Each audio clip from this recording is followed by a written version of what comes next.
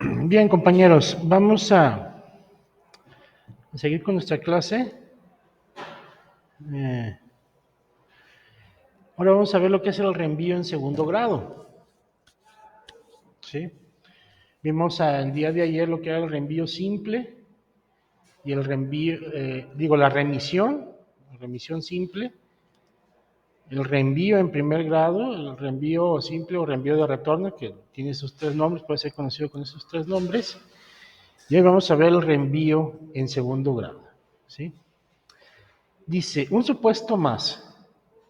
La norma conflictual extranjera remite a su vez al derecho de un tercer Estado. Es decir, cuando el juez o el árbitro, ¿sí?, que son los que van a resolver,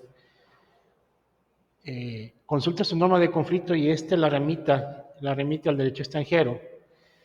Y, como decíamos, se remite tanto a las normas sustantivas como a las normas de conflicto. La norma de conflicto de ese derecho extranjero te remite a otro Estado, ¿sí? Es decir, a un tercer Estado. Vamos a ver con un ejemplo. Cambiemos ahora el punto de conexión de la persona de nacionalidad nicaragüense dado en el ejemplo anterior. En vez de estar domiciliada en Panamá, lo está en la Ciudad de México. El juicio se lleva en Panamá, es un nicaragüense que está llevándose un juicio sobre su capacidad en Panamá, pero este nicaragüense está domiciliado en la Ciudad de México. El juez panameño, con motivo de un litigio presentado entre él y en el cual deba pronunciarse acerca de la capacidad del nicaragüense, que al nicaragüense su ley, se le aplica su ley de domicilio, esta ley a su vez lo remitirá al derecho mexicano, específicamente al Código Civil del Distrito Federal, lugar del domicilio del nicaragüense. Así la norma aplicable será la mexicana. ¿Sí? El juez panameño, al considerar este litigio sobre la capacidad nicaragüense, va a observar su norma de conflicto y dice la norma de conflicto panameña que debe de aplicarse la ley de su nacionalidad. Se remite a la ley nicaragüense, pero la norma de conflicto nicaragüense dice que debe de aplicarse la ley de su domicilio. Y este nicaragüense se encuentra domiciliado en la Ciudad de México, entonces se remite a lo que es las leyes mexicanas, específicamente a las leyes de la Ciudad de México. Es ahí donde se configura el reenvío en segundo grado, donde se aplican las normas de un tercer Estado. ¿Sí? Si el juez panameño acepta esta remisión, se estará en presencia del reenvío en segundo grado, el cual es poco frecuente. ¿Sí? Sería más o menos así la gráfica, ¿sí? Donde tenemos que el artículo 5 del Código Civil panameño remite a la norma nicaragüense y la norma nicaragüense nos remite a la norma sustantiva de la Ciudad de México, ¿sí?, al derecho mexicano, configurándose el reenvío en segundo grado. Se ha criticado este método de remisión porque podría dar lugar a un reenvío a varios sistemas, es decir, en el ejemplo que la norma conflictual mexicana reenviase a su vez a un cuarto sistema y así subsecuentemente. Sin embargo, los puntos de conexión en toda relación jurídica son limitados, lo que elimina la posibilidad apuntada. Acerca del reenvío, se pone un juicio valorativo a fin de constatar su utilidad y factibilidad. Tanto lo que es el reenvío de retorno o el reenvío simple como el reenvío en segundo grado, siempre se tiene que valorar si es útil y si es factible. ¿Sí? Esta labor que debe hacer el operador jurídico, en este caso el juez o el árbitro, debe de hacer ese juicio, ese razonamiento de qué tan conveniente es tanto la remisión, pero sobre todo lo que es el reenvío en primer grado o el reenvío en segundo grado. Debe de valorar la utilidad, qué también va a resolver el conflicto, ¿sí? Si es factible, si es eficiente y eficazmente posible aplicar estos reenvíos. Dice, son pocos los autores que se muestran totalmente partidarios del reenvío, del mismo modo son escasos quienes lo rechazan de forma discriminada. Esto es así porque debido al necesario juego de la norma conflictual, el rechazo total equivaldría a ignorar su naturaleza y no puede admitirse en todos los casos porque con ello se plantearían problemas serios. Esto debe ser analizado en cada caso en particular. ¿Qué tan útil es el reenvío? No podemos decir que en todos los casos deba de configurarse o de realizarse lo que es el reenvío en primero y en segundo grado. Eh, por regla general, usualmente se aplica lo que es la remisión simple cuando te remiten al derecho extranjero. Pero si hay la posibilidad del reenvío en primer grado o el reenvío en segundo grado, sí se hace necesario hacer ese juicio de valor. ¿Sí? Bueno, eh, vamos a brincarnos todo esto.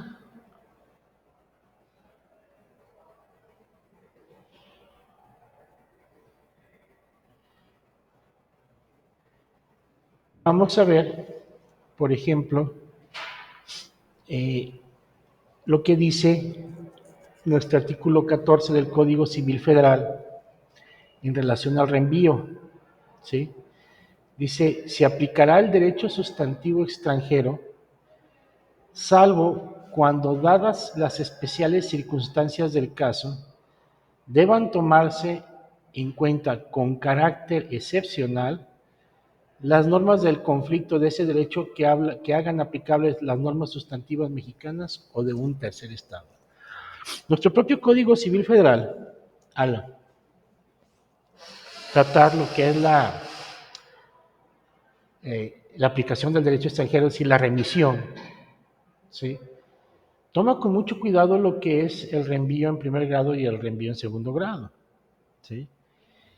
Entonces dice que en primer término es aplicarse el derecho extranjero, ¿sí? Cuando las normas de conflicto mexicanas remitan al derecho extranjero, se va a aplicar el derecho sustantivo extranjero.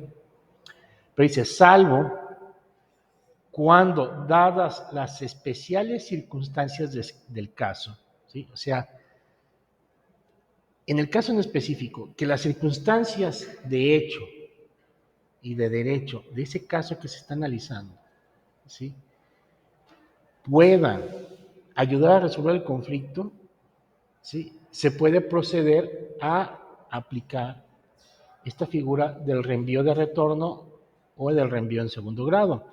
Porque dice, salvo cuando dadas las especiales circunstancias del caso, deban tomarse en cuenta con carácter excepcional, fíjense, excepcional, las normas del conflicto de ese derecho, es decir, del derecho que fue remitido, que hagan aplicables las normas sustantivas mexicanas, es decir, reenvío de retorno o reenvío en primer grado, reenvío simple, ¿sí?, cuando sea aplicable las normas mexicanas, o de un tercer estado, es decir, reenvío en segundo grado.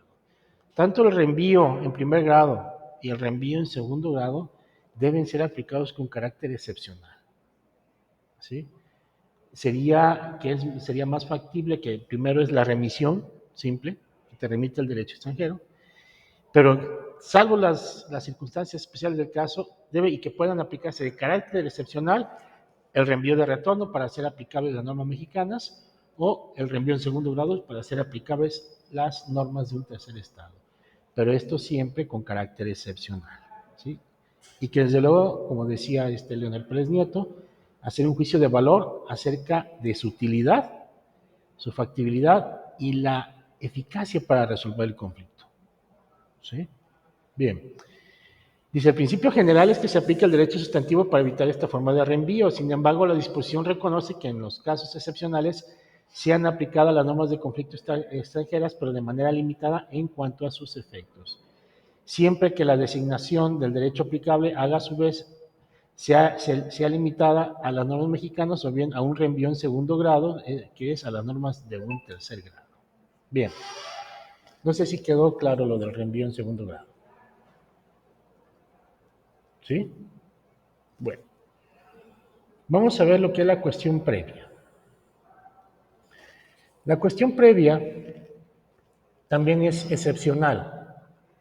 ¿sí? No siempre aparece una cuestión previa en todos los casos, pero se da el estudio de esta cuestión previa para determinar qué derecho se tiene que ser aplicado a esto, lo que es la cuestión previa. Es decir, tenemos, dice aquí, consiste en lo siguiente: el juez del foro ya ha asignado el derecho aplicable. Tenemos un conflicto jurídico, ¿sí? Un conflicto a resolver, un conflicto principal, ¿sí? El juez ya dijo, voy a aplicar esta norma jurídica extranjera para resolver este conflicto en lo principal. Y sin embargo, en el caso que se le presenta, existe una cuestión que debe resolver para poder seguir adelante, es decir, una cuestión previa. Y requiere saber si esa cuestión previa o preliminar debe ser resuelta con la aplicación de la ley designada aplicable para la cuestión principal o con la aplicación de otra ley. Cuando tenemos el conflicto principal y nosotros como jueces ya determinamos, hicimos la calificación del supuesto normativo y determinamos y conocemos cuál es la ley extranjera que vamos a aplicar para resolver ese conflicto en lo principal, puede resultar que exista una cuestión previa, una cuestión preliminar. Aquí,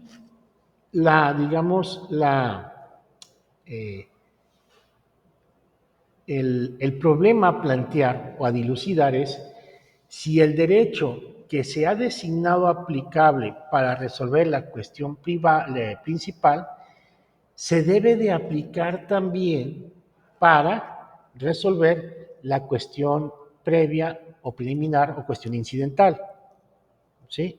Ese sería la cuestión, ¿sí? El problema.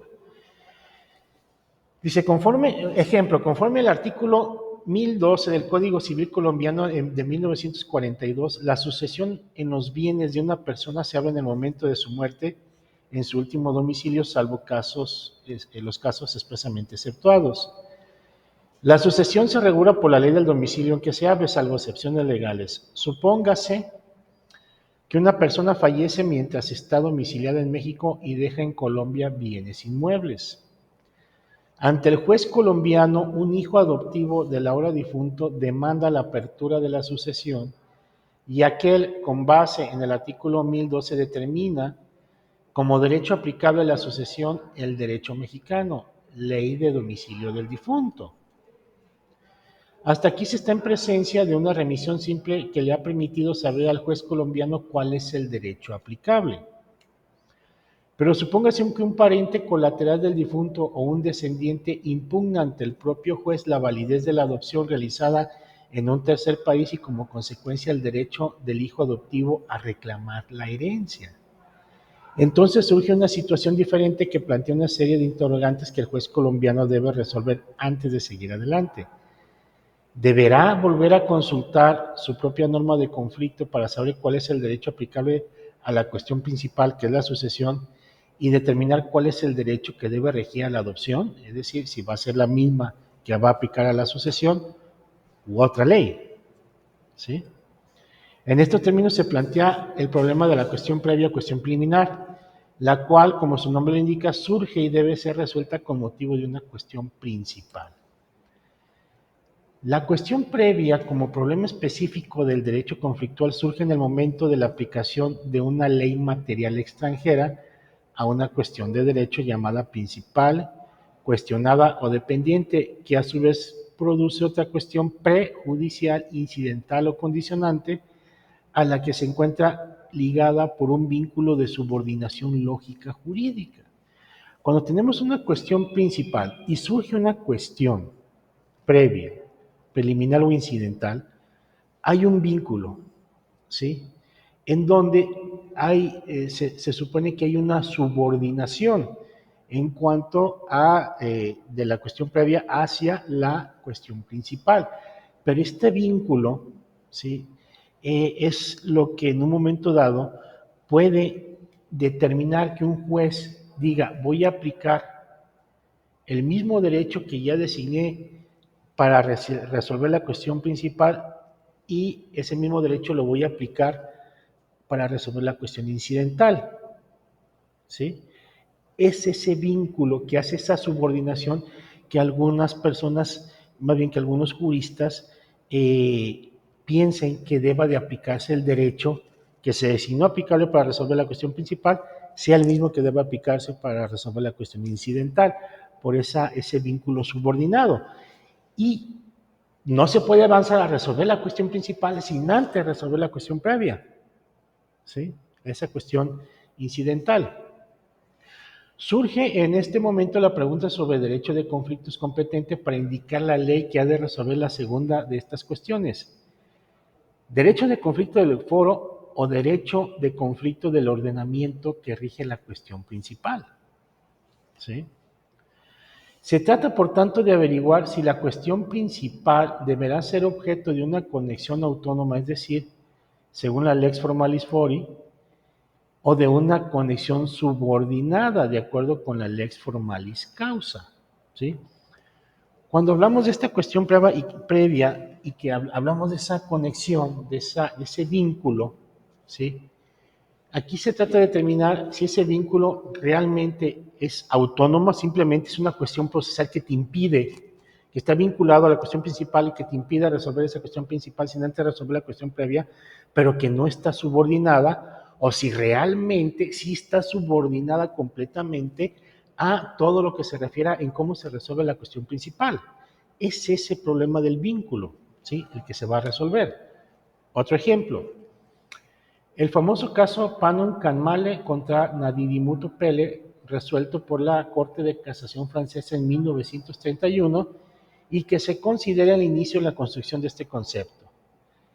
Se trata de una familia inglesa originaria de la India, que en esa época era colonia británica. El padre era dueño de una gran fortuna constituida en parte por bienes inmuebles ubicados en la Conchinchina, ahora Vietnam, y parte de Laos y Camboya, en aquel entonces colonia francesa. El padre tuvo varios hijos dentro del matrimonio y adoptó a uno más fuera del matrimonio. Esta adopción fue hecha de acuerdo con el derecho de la India. El hijo adoptivo falleció antes que su padre y a su muerte dejó a su vez un hijo. El padre de la familia falleció posteriormente en 1925 y dejó un testamento el 14 de noviembre de 1922 ante un notario de las Indias francesas. Nótese que hasta aquí ya tenemos dos leyes en presencia. La ley de la India, en realidad ley inglesa por el origen de la familia jurídica a la que pertenece, y la ley francesa por la ubicación de los bienes inmuebles y del notario ante el cual se expidió el testamento.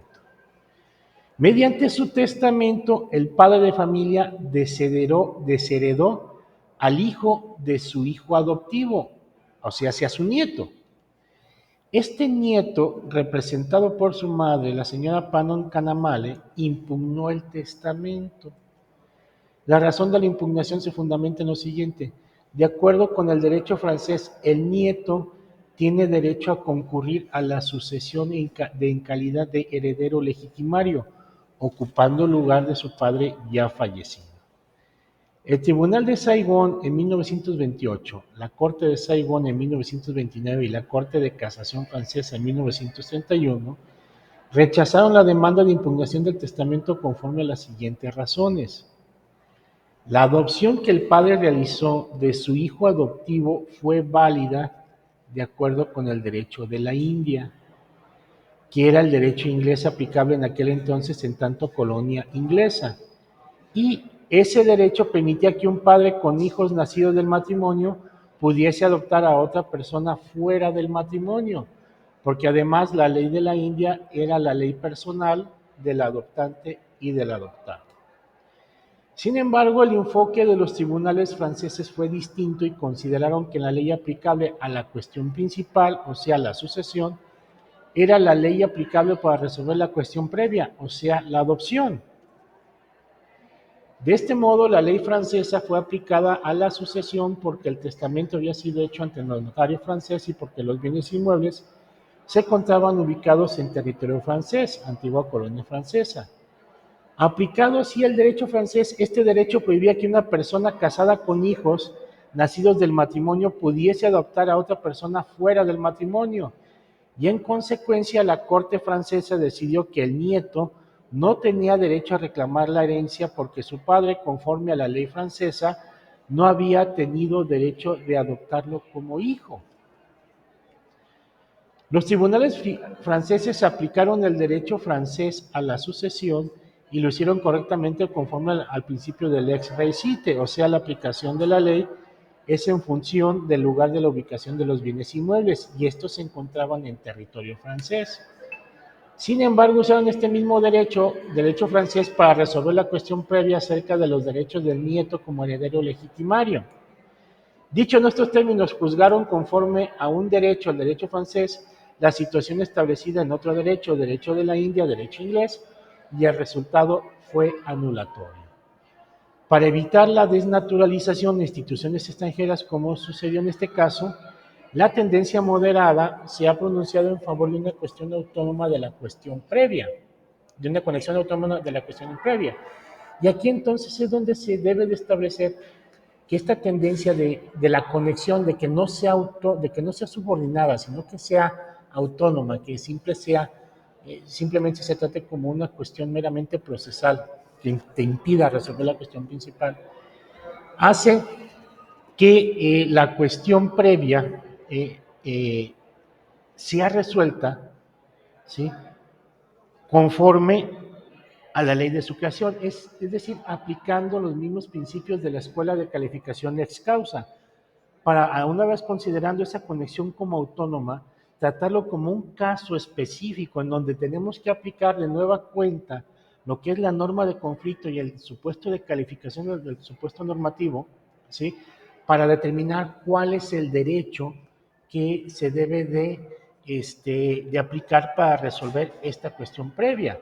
Es decir, considerando siempre una conexión autónoma. Es decir, hay una conexión porque se tiene que resolver previo a resolver la cuestión principal, ¿sí? Pero esto no indica que necesariamente el derecho que se designó aplicable para resolver la cuestión principal tenga que aplicarse para resolver la cuestión previa, ¿sí? Por eso se habla de esa conexión autónoma. Y desde luego preferir lo que es la ley de su creación conforme a la escuela lex causa, ¿sí?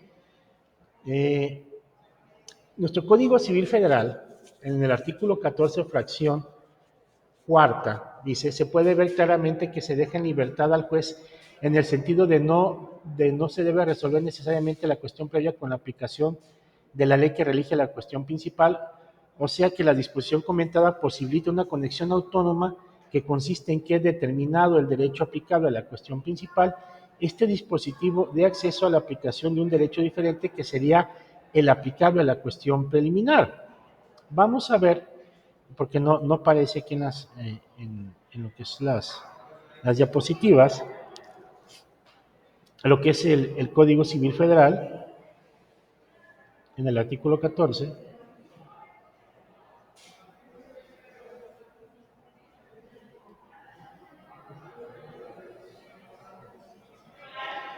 para analizar esa fracción.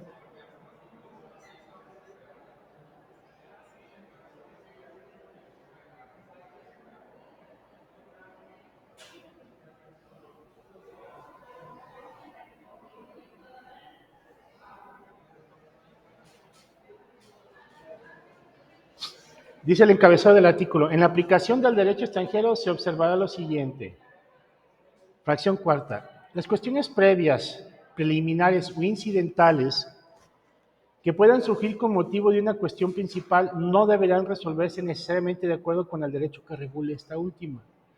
Es aquí donde entonces el propio artículo nos permite establecer esa conexión autónoma y poder aplicar el derecho de la creación de esta cuestión previa, que puede no ser el mismo derecho de la cuestión principal, a fin de evitar la desnaturalización y permitir la continuidad de los actos jurídicos que las personas quisieron hacer cuando crearon ese acto da nacimiento a la cuestión previa o cuestión preliminar, en donde se tiene que volver a realizar todo este proceso de calificación del supuesto normativo, de determinar cuál es la ley aplicable para resolver la cuestión previa de una forma autónoma, sin considerar necesariamente el derecho que se va a aplicar para resolver la cuestión principal. ¿Sí entendieron? Espero que sí. Bueno, ¿dudas o preguntas? ¿No? Bueno, entonces nos vemos el día de mañana.